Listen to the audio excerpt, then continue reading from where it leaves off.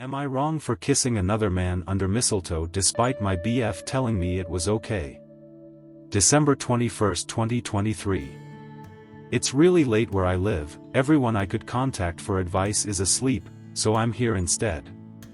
I'm completely freaking out over this, so apologies if there are grammar mistakes. Also, this is a burner account, my friends know my other one. My boyfriend Nick, male 29, and I, female 26, went to a Christmas party his cousin was hosting. His cousin is really into community get-togethers, so a lot of their neighbors were there, as well as some family members of theirs.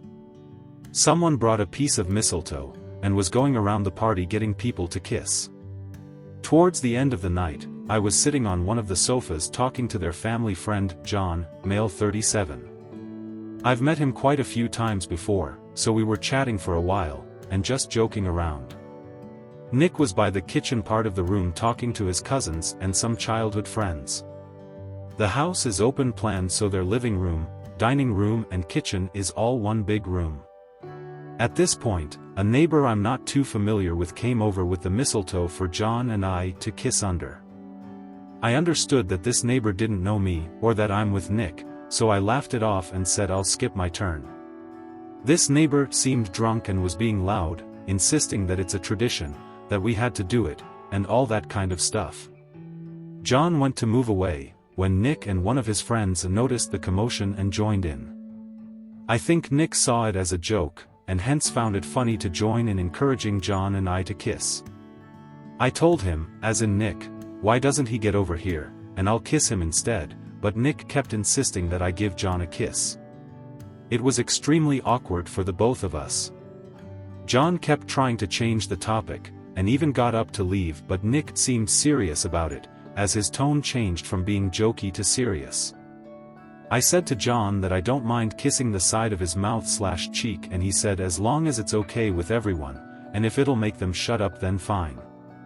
And so I kissed him by the corner of his mouth. That was it, everyone dispersed, and Nick didn't seem bothered about it, and even cheered before going back over to his cousins.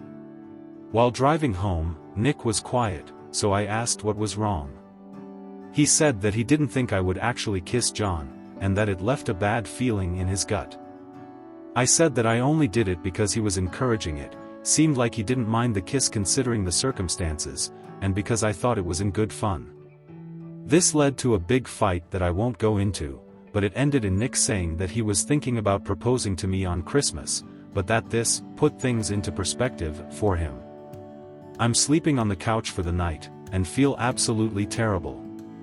Please let me know if I'm being a complete jackass. Relevant comments. Reddit user, alcohol changes all perspectives. He put you in the spot. You didn't want any part of it. Wasn't like he laid a big French kiss. Remind him it was under his insistence that you did. Him being an asshat has made you put things in perspective too. Just to quickly clarify who was drinking. I had a few cocktails but wasn't completely drunk. If anything, I was just a bit tipsy, though I sobered up immediately when we started arguing. I know John had at least one drink while we were talking, I don't know how many he had before that point. And Nick was driving, so he didn't drink any alcohol. Update 1, January 3, 2024. Hi everyone, and Happy New Year. I just wanted to give a quick update and thank everyone who commented on my first post. I really appreciate those who gave their perspective, and while it was completely overwhelming, it definitely opened my eyes. I tried talking things out with Nick, in the hopes of getting some answers, but every time we talked, it ended in an argument. I tried asking if I could see the engagement ring, why he encouraged me to kiss John, and why he wouldn't kiss me instead when I suggested that at the party.